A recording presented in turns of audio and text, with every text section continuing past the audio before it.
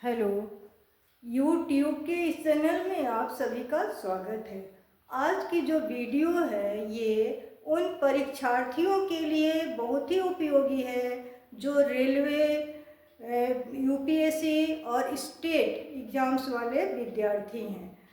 तो सर्वनाम का पद परिचय कैसे किया जाता है ये इन परीक्षाओं में पूछा जाता है। तो आज हम लोग इस वीडियो में जानेंगे कि सर्वनाम का पद परिचय कैसे किया जाता है। तो इसे हम लोग ट्रिक से करेंगे। पहले जितने भी परीक्षार्थी हैं उन्हें यह ट्रिक को अपना लेना है, ध्यान रखना है, इसे रट जाना है कि कैसे पद परिचय किया जाता है, वो ट्रिक कौन सा है। तो इसमें भेद, लिंग, वचन, कारक और क्रिया का होना नितांत आवश्यक है। भेद से मतलब किससे है? सर्वनाम के जो भेद हैं। सर्वनाम के कितने भेद हैं? सर्वनाम के 6 भेद होते हैं। लिंग, स्त्रीलिंग, पुल्लिंग होते हैं। वचन, एक वचन, बहुवचन, कारक का भी इसमें प्रयोग किया जाता है और क्रिया का भी प्रयोग करना आवश्यक होता है। कारक और क्रिया के बिना पद परिचय नहीं हो पाता है। तो ऐसे हम लोग एग्जाम्पल से देखेंगे कि तुमने उसे क्या दिया। तुमने उसे क्या दिया। तो तुमने शब्द यहाँ किसके लिए प्रयोग किया गया है? सर्वनाम के स्थान पर। तो सर्वनाम के स्थान पर तुमने जो शब्द वाक्य में दिया गया है उसका पद परिचय कैसे किया जाता है? तुमने। अब हम लोग देखेंगे कि सर्वनाम के जो भेद हैं उन भेदों में से तुमने शब्द किस सर्वनाम में आता है। सर्वनाम के जो भेद हैं उन भेदों में तुमने शब्द, उसका पुरुषवाचक सर्वनाम जो है वो तुमने शब्द उसमें आता है। तो पुरुषवाचक सर्वनाम। अब वह पुरुषवाचक सर्वनाम के भी 3 भेद होते हैं। उन 3 भेदों में से ये किसमें है? वे 3 भेद कौन कौन से हैं? उत्तम पुरुष, मध्यम पुरुष और अन्य पुरुष। तो ये तुमने जो है ये किसमें आता है? मध्यम पुरुष के अंतर्गत। अब यहाँ पर तुमने लिंग पूछा जा रहा है तो इसमें दोनों ही हो सकता है, पुरुष पुल्लिंग भी और स्त्रीलिंग भी। पुल्लिंग भी प्लस स्त्रीलिंग भी, दोनों के लिए इस शब्द का प्रयोग किया जाता है। इसके बाद कर्ता देखा जाता है कारक में। तो तुमने उसे क्या दिया? तुमने उसे, यहाँ कर्ता कौन है?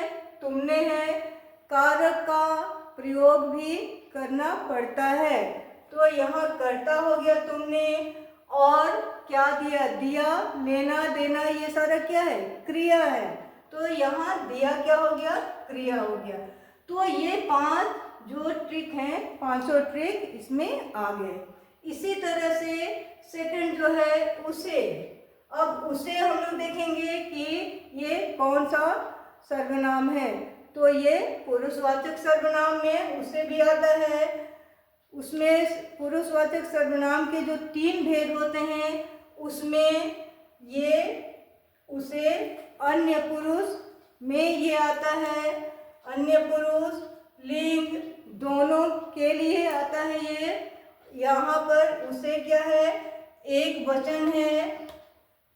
इसी तरह से अब क्या बच गया? क्या। दिया तो क्रिया है, क्लियर है।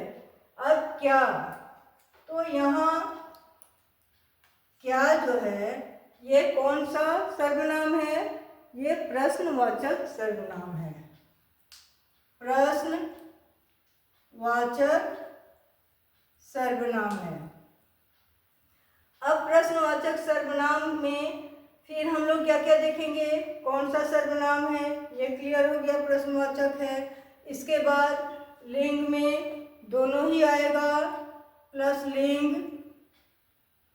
इसके बाद वचन क्या बोला जा रहा है, तो यहाँ एक के लिए है प्रयोग, यहाँ क्या हो जाएगा, एक वचन, एक वचन। इसके बाद क्या दिया, यानी यहाँ क्या हो जाएगा, कर्म। तुमने उसे, उसे क्या हो गया, कर्म, तो यहाँ कर्म कारक, कर्म कारक, और दिया हो गया क्रिया। क्लियर।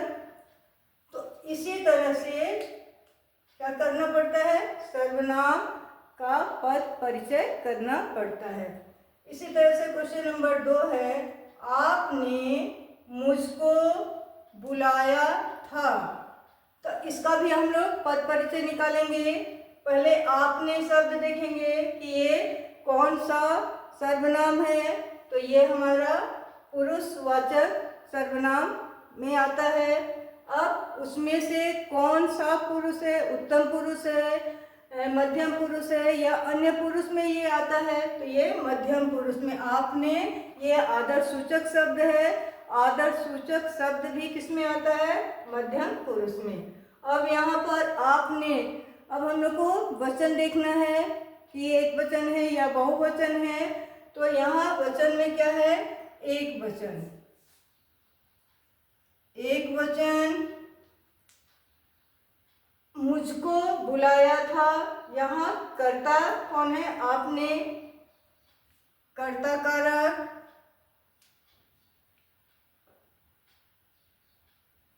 और बुलाना क्या हो गया, बुलाना क्रिया हो गया। क्लियर। अब नेक्स्ट मुझको, मुझको कौन सा ये सर्वनाम है, मुझको भी पुरुषवाचक सर्वनाम ही होता है, तो यहाँ पुरुषवाचक।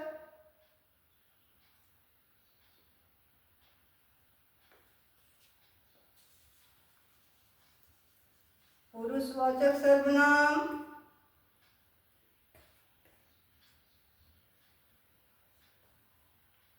कौन सा फिर है, ये उत्तम पुरुष में आता है।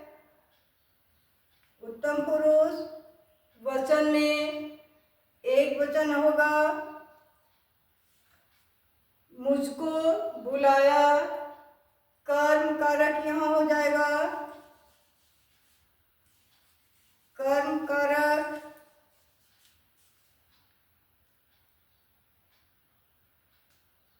मुझको कर्म कारक हुआ, बुलाया क्रिया हो गया।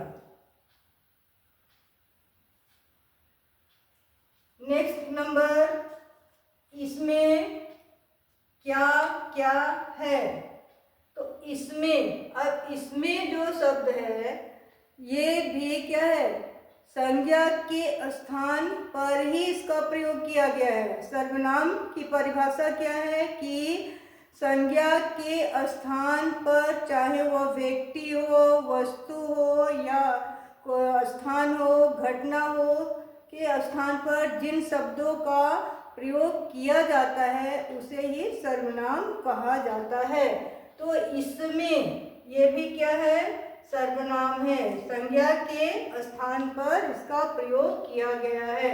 तब इसमें हम लोग देखेंगे कि ये कौन सा सर्वनाम है, इसमें ये भी पुरुषवाचक है, पुरुषवाचक सर्वनाम है। फिर लिंग दोनों ही होता है इसमें, प्लस लिंग, वचन एक वचन है,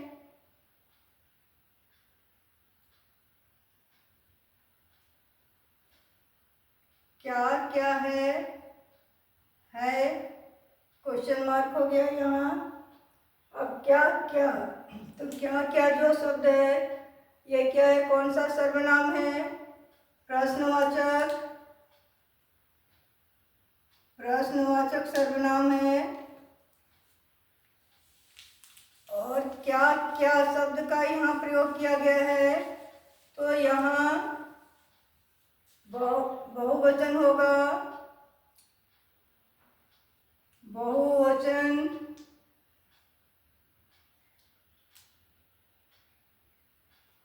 अधिकरण कारक में अधिकरण कारक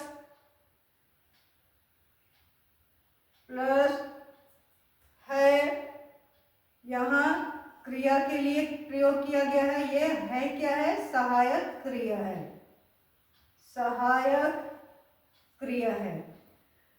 तो आज हम लोग क्या क्या सीखे? आज हम लोग सीखे कि जब भी हमें सर्वनाम का पद परिचय करना है तो 5 जो उसके मुख्य तत्व हैं उनको याद रखना है और उनके सहारे ही हम लोग सर्वनाम का पद परिचय करते हैं। पद परिचय से और भी यदि प्रश्न पूछना हो तो आप लोग कमेंट बॉक्स में लिखेंगे। वीडियो को लाइक, शेयर, सब्सक्राइब अवश्य ही करें, साथ ही बेल आइकन भी दबाएं।